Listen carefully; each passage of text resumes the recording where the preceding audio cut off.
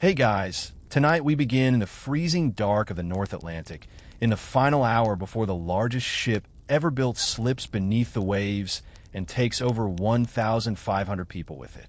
This isn't the movie version. Forget slow-motion heroics and orchestras playing bravely to the end. What actually happened on the RMS Titanic was colder, quieter, and far more confusing than Hollywood ever let on. So before you get comfortable, take a moment to like the video and subscribe, but only if you genuinely enjoy what I do here. And let me know in the comments where you're tuning in from and what time it is for you. It's always fascinating to see who's joining us from around the world. Now dim the lights, maybe turn on a fan for that soft background hum, and let's ease into tonight's journey together. It's 11:40 p.m. on April 14th, 1912. You are somewhere in the middle of the Atlantic Ocean, 4 days into a crossing that was supposed to be routine, supposed to be little more than a very expensive, very comfortable ferry ride to New York. The air outside is bitterly cold, cold enough that the sea itself looks unnaturally flat and glassy, almost like black glass stretched to the horizon in every direction. That calm is not a comfort. It's actually part of the problem, because without waves breaking against anything, the lookouts have no white water, no telltale foam, to warn them where the icebergs are hiding in the dark. You don't know any of this yet. You're just a passenger. Maybe you're tucked into a narrow third-class bunk near the bow, sharing a small cabin with strangers who don't speak your language. The engine's thrumming steadily beneath you like a giant heartbeat you've grown used to over 4 days at sea. Maybe you're in a first-class stateroom with electric heating and a private bathroom and fresh flowers on the writing desk, still awake because the excitement of being on the largest moving object ever built by human hands makes sleep feel like a waste of the experience. Either way, you feel it before you really register it. A shudder, a faint scraping vibration, like the ship dragging its side along something enormous and unyielding. It doesn't feel violent. It doesn't feel like an emergency. It feels almost gentle, which is exactly why so few people reacted right away. Some passengers later said it felt like nothing more than the ship going over a slightly rough patch of sea. 2 decks up in the crow's nest, Lookout Fredder Fleet has just seen it seconds too late. A shape rising out of the darkness, darker than the night around it. No lights, no white foam breaking against it because the sea is too calm to give it away. He rings the warning bell 3 times and picks up the phone to the bridge. Iceberg right ahead. The response from the officer on duty is almost comically restrained, given what's coming. Thank you. First Officer William Murdoch orders the wheel hard over and the engine's reversed, but the Titanic is 883 feet long and weighs over 46,000 tons. Turning it is like trying to steer a moving building. For 37 seconds, the crew does everything textbook procedure says to do, and it isn't enough. The iceberg doesn't hit the ship head on the way you'd expect from the films. It scrapes along the starboard side below the waterline, and ice falls onto the deck in chunks that some passengers actually pick up and joke about, using them in their drinks. That's how little anyone understood in this first minute. People are laughing.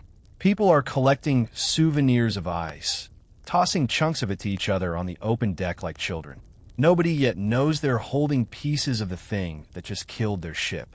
Below the waterline, it's a different story entirely. The iceberg has sliced open a series of gashes along roughly 300 feet of the hull, popping rivets and buckling steel plates rather than tearing one long wound the way people often imagine.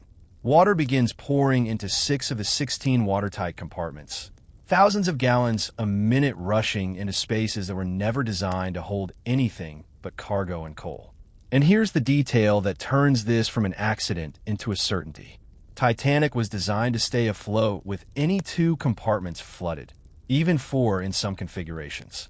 It was never designed to survive 6. Thomas Andrews, the ship's chief architect, is aboard for this maiden voyage. He's summoned to inspect the damage personally, and it takes him less than 10 minutes of walking through the flooding mailroom and squash court, watching water climb walls that should have stayed dry for the entire crossing, to understand something the captain doesn't want to hear. He does the math quietly, calculating how quickly each compartment will fill and spill over into the next, because the walls between them don't reach all the way to the ceiling. It's a design flaw nobody thought would matter. Water rises in one compartment, tips over the top of the wall like an ice cube tray filling too fast, and starts drowning the next one, and then the next. Andrews tells Captain Edward Smith the ship has maybe an hour and a half. 2 at the most. The unsinkable ship is going to sink, and there's nothing anyone can do to stop it. There's only time now to decide who gets to leave on it, and how. It's just past midnight now, and you're standing on the deck of a ship that everyone around you still believes is safe. That's the strange, psychological trap of the first 30 minutes after the collision. The band has actually started playing, ragtime tunes drifting out over a deck full of people in coats and life jackets who are more annoyed than afraid. Being pulled out of a warm bed at midnight to stand around in the cold for what seems like an unnecessary drill is, to most passengers, simply inconvenient. Nobody is screaming. Nobody is running. If you'd been there, you probably would have complained about the cold rather than worried about drowning. A few passengers even go back down to their cabins to fetch warmer coats, unbothered, assuming they'll be back in bed within the hour. Crew members begin uncovering the lifeboats, wrestling with canvas covers and davits that most of them have never actually operated under real conditions. And this is where the true horror of the next 2 hours quietly begins, not in the water, but in the numbers. Titanic carries 20 lifeboats, 16 wooden ones, and 4 collapsible canvas-sided boats. Combined, they have a capacity of about 1,178 people. There are over 2,200 people aboard. The math was never going to work, and it wasn't a secret failure discovered that night. It had been legal, approved, entirely within regulations, because outdated maritime law calculated lifeboat requirements based on a ship's tonnage, not its number of passengers. Titanic actually carried more lifeboats than the law required. It simply wasn't enough boats for the size of ship anyone had ever built before, and nobody in charge had thought to update the law to catch up with the engineering. Officers begin loading the first boats around 12:25 a.m., and the order given is women and children first. But here's what almost nobody knows going in. That order is interpreted completely differently on opposite sides of the ship. On the port side, under Second Officer Charles Lightoller, the rule is enforced with brutal literalism. Women and children only. Men are physically blocked, even when boats leave half empty. Even husbands trying to stay with wives. On the starboard side, under First Officer Murdoch, the rule is closer to women and children first, but men can board if there's room, and no women waiting nearby. This single difference in interpretation, this accident of which side of the deck an officer happened to be standing on, will determine who lives and who doesn't for hundreds of people. Lifeboat number 7 is the first one lowered at around 12:45 a.m., and it leaves with only 28 people aboard a boat rated to carry 65. Nobody is panicking yet. Nobody believes the ship is actually going to sink. So nobody wants to get into a tiny wooden boat and be lowered 60 feet down the side of a hull in a black, freezing water, only to bob around in the dark while the massive, warm, brightly lit Titanic sits right there looking completely fine. Several early boats leave 2/3 empty because passengers would rather stay on the ship they trust than climb into the boat they don't. Some women refuse outright, clinging to their husband's arms, insisting they'll wait for the next boat, or insisting there won't be a need for any of this at all. If you were a first-class woman standing on that deck at midnight, this is the moment your entire fate gets decided, and you don't even know it. You're being offered a seat in a small boat, in your night clothes, and a fur coat thrown over them, in temperatures below freezing, to be lowered toward an ocean that is 28 degrees Fahrenheit, cold enough to kill a person in minutes. Meanwhile, the ship beneath your feet is warm, brightly lit, playing music, and stewards are still politely offering passengers tea. The decision to leave, in this half hour, is not obvious. It only becomes obvious in hindsight, which is exactly why so many people hesitated. It's around 1 a.m. now, and the tilt of the ship has become impossible to ignore. What started as a barely perceptible list has grown into something you can feel in your knees, in the way you have to lean slightly to stand up straight, in the way a dropped object no longer rolls randomly but slides consistently toward the bow. Deck chairs have begun to slide. Glasses in the first-class dining saloon are sliding off tables and shattering on the floor, one after another, an eerie soundtrack to a room that's otherwise empty now. The band, remarkably, keeps playing Move Now from the first-class lounge out onto the boat deck itself, into the open cold air because someone decided that music might keep people calm. It's working in a strange way. As long as there's music, this doesn't feel like the end of anything. Passengers later said the music felt almost absurd against the growing tilt of the deck, and yet somehow it helped. Below decks, the situation is unfolding very differently depending entirely on which class of ticket you're holding. And this is one of the ugliest truths of that night. First-class passengers are steps away from the boat deck. Stewards know them by name and personally come to wake them and guide them up, sometimes returning 2 and 3 times to make sure a family hasn't been missed. Third-class passengers are berthed deep in the bow and stern, behind a maze of narrow corridors, stairwells that dead end unexpectedly, and in several documented cases, behind locked gates. These gates existed for immigration control purposes, required by American law to prevent the spread of disease and keep classes separated during the voyage, and on an ordinary night, they were simply bureaucratic barriers nobody thought twice about. On this night, they became something closer to a death sentence for an unknown number of people who never even made it to the boat deck to have a chance at a seat. Survival statistics from that night tell the story with brutal clarity. Roughly 97% of first-class women survived. Only 46% of third-class women did. This wasn't random. It was geography. It was language barriers for the many immigrant passengers who didn't speak English and couldn't understand shout instructions. And it was doors that some crew members held shut, whether out of confusion, procedure, or panic, until it was far too late for those trapped behind them. If you were a third-class passenger, your version of this hour looks almost nothing like the elegant tragedy people picture from the film posters. You're navigating unfamiliar, poorly lit corridors that are beginning to flood at the lowest points. Water sloshing cold around your ankles and passageways that smell of coal and salt. You might not even know the severity of what's happening because no one has told you clearly, because the crew assigned to your section is stretched too thin. Try to manage hundreds of frightened, confused people who don't share a common language. You're trying to find stairs that lead up through decks you were never permitted to visit during the voyage, doors you've never opened before tonight. Some passengers made it, banding together, forcing locked gates, helping strangers over railings. Many did not because they gave up, but because the ship itself, in its very design, was built to keep them exactly where they were. It's 1:20 a.m. now, and the illusion that this might all be a false alarm has completely collapsed. The forward well deck, near the bow, is now underwater.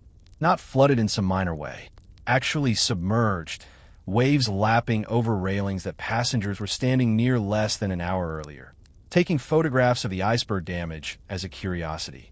The angle of the ship has grown steep enough that walking has become genuinely difficult. People are gripping railings. Some are sliding, laughing nervously at first, then not laughing at all. Panic, when it finally arrives unevenly. Some areas of the deck remain eerily orderly. Officers calmly calling for women and children in clipped, professional voices as though loading a boat for a routine drill. Passengers queuing with a kind of stunned, obedient calm. Other areas have devolved into shoving crowds. Men attempting to rush boats, officers firing warning shots into the air, or, in at least one documented case, directly at a passenger attempting to force his way aboard. Nobody knew, in the moment, which version of the night they were living in, the calm one or the chaotic one, because it depended entirely on exactly where on that tilting deck you happened to be standing and which officer happened to be nearest. Wireless operators Jack Phillips and Harold Bride have been sending distress signals for over an hour now, tapping out CQD and the newly adopted SOS into the freezing dark, fingers moving mechanically as the ship tilts further beneath them. And here's a detail that should chill you more than the water eventually will. The ship closest to Titanic that night, the Californian, is close enough that its lights are visible from Titanic's deck, close enough that crew members on both ships later reported seeing each other's lights blinking across the black water.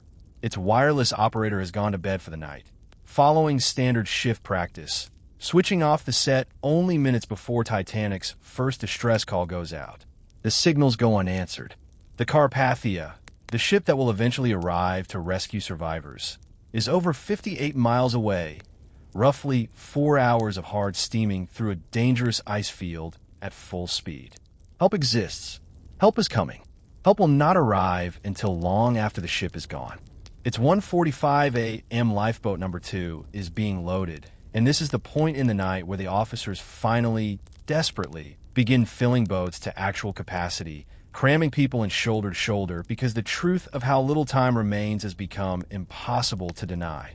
If you're a man on this deck right now, and you're not a crew member needed to operate a boat, your odds have essentially collapsed to a coin flip decided by which side of the ship you're standing on and how strictly the nearest officer is enforcing the rules. Some men choose, in these final minutes, to say goodbye to their wives with a kind of composed dignity that still, over a century later, is almost unbearable to read about. Isidore Strauss, co-owner of Macy's department store, is offered a seat because of his age. He refuses, saying he won't go before other men. His wife Ida refuses to leave without him, giving up her own seat, reportedly telling her maid, "We have lived together for many years. Where you go, I go." They are last seen sitting together on deck chairs, holding hands, waiting. Benjamin Guggenheim, the mining tycoon, changes out of his life jacket and into formal evening wear with his valet, reportedly saying they were dressed in their best and prepared to go down like gentlemen. Whether every detail of these stories is exactly accurate after being retold by shocked, grieving survivors, the broader truth holds. In the final quarter hour, people chose in wildly different ways how they wanted to face the end, and some of those choices were quiet, deliberate acts of love. It's 2:05 a.m. now, and there are no more lifeboats. The last conventional boat has been lowered, and only the collapsible canvas boats remain, difficult to launch, awkward, stored in positions that make them genuinely hard to release from a deck now tilted at an angle that makes standing without a handhold nearly impossible. Over 1,500 people are still aboard a ship that has less than 15 minutes left. The angle of the deck has become extreme. Walking is no longer really possible in the normal sense. People are climbing, gripping railings and deck fittings, using the ship itself like a ladder as the stern rises further and further out of the water while the bow continues its slow, unstoppable plunge. The lights, remarkably, are still on. Chief electrician engineers stayed at their posts in the flooding engine rooms to keep power running as long as physically possible, an act of quiet, unglamorous heroism, none of whom would survive the night, that gave people on deck just a little more light, a little more time to see what they were doing in the final minutes. At 2:17 a.m., the band, which has been playing this entire time, moving from tune to tune as though nothing could stop them, reportedly plays its final piece. What that piece actually was has been debated for over a century, with the most common account pointing to the hymn "Nearer, My God," though several survivors gave conflicting accounts. What isn't debated is that they kept playing until conditions made it physically impossible to continue, a detail that has made them, deservedly, one of the most quietly haunting images of the entire disaster. Not one member of the band survived. If you are still aboard at this moment, here is what your world has become. The deck beneath you has tilted so severely that anything not bolted down is sliding and crashing toward the bow. Deck chairs, crates, people, all tumbling together into the dark water, now swallowing the front third of the ship. The noise is enormous, a groaning, shrieking sound of metal tearing under stress that survivors would later describe as unlike anything they'd ever heard, unlike anything they wanted to hear again as long as they lived. Some people are jumping from the stern into the frigid water rather than ride the ship down. Others are clinging to railings, praying, screaming, or in a few documented cases, sitting in almost eerie stillness, having accepted what was coming and simply waiting for it. At 2:18 a.m., the ship's lights flicker once and go out completely, plunging the scene into darkness broken only by starlight, which survivors later said was unusually bright and clear that night, a detail that feels almost cruel in retrospect. Shortly after, the ship's back breaks. The stress of the bow's weight, filled with tons of seawater, pulling against the stern still angled up out of the ocean, finally exceeds what the hull can bear. Titanic splits roughly in half between the third and fourth funnels. The bow section sinking away separately while the stern, briefly, almost violently, rights itself back toward vertical before beginning its own final plunge, carrying with it everyone still aboard who hadn't already gone into the water. At 2:20 a.m., the RMS Titanic disappears beneath the surface of the Atlantic Ocean. 2 hours and 40 minutes after striking the iceberg, the largest ship in the world is gone. Now comes the part of this story that is in some ways even harder to sit with than the sinking itself.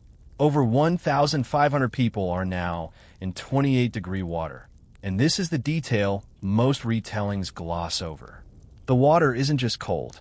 It's cold enough that hypothermia can kill in 15 to 30 minutes. Most of the people now in that water are not going to drown.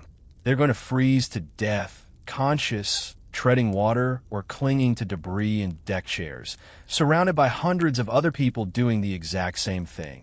All of them screaming, calling out names, calling for boats that are floating just a few hundred yards away. Survivors in the lifeboats describe this sound as the thing that haunted them for the rest of their lives. Not the sinking itself, which happened in eerie, distant silence from that far away, but the cries afterward. Hundreds of voices in the dark, gradually, over the course of maybe 20 or 30 minutes, growing fewer and fewer, then quieter, then finally silent, one by one, like a chorus slowly losing its singers. And here is the detail that people find hardest to accept when they first learn it. Most of the lifeboats, sitting nearby with empty seats, half full, some with room for 20 or 30 more people, did not go back. Fear that a mass of freezing, panicking people in the water would swamp and capsize a small boat kept most survivors from attempting a rescue. An entirely rational fear that nonetheless meant hundreds died within earshot of empty seats.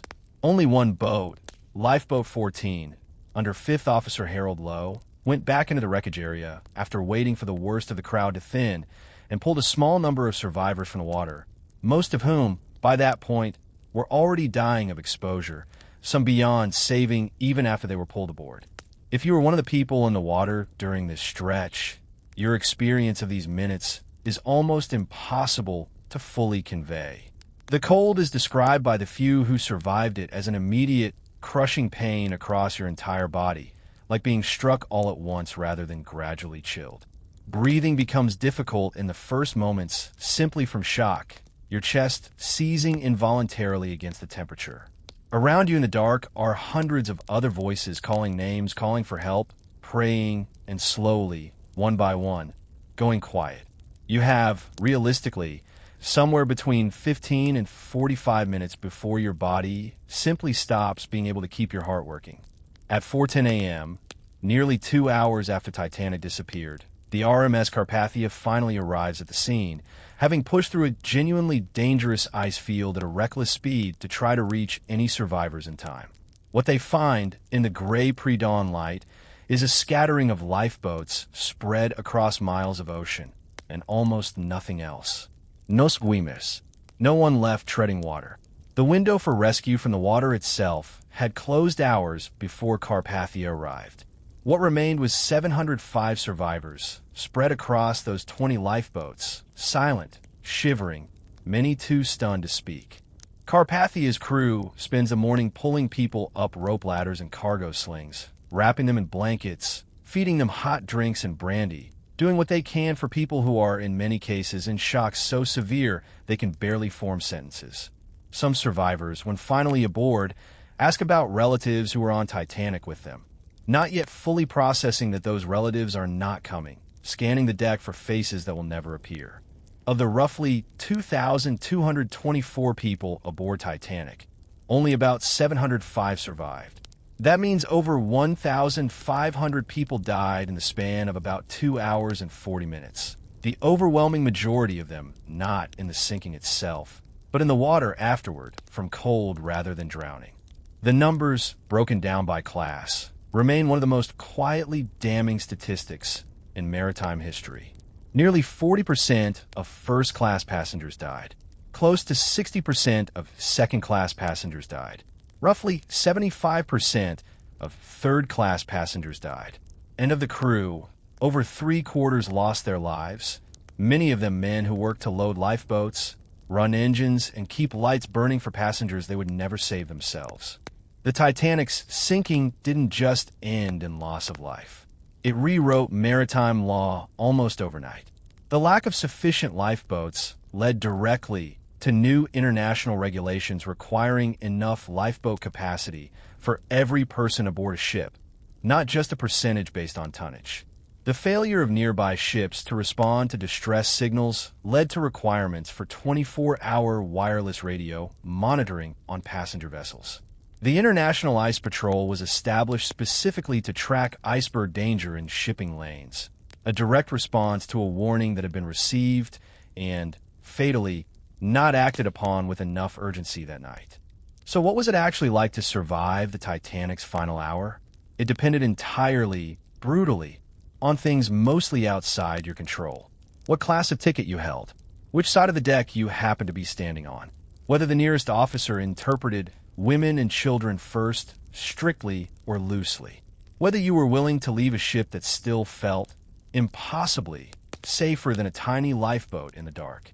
It was cold beyond anything most of those passengers had ever experienced, both in the air on that clear, still night, and infinitely more so in the water afterward.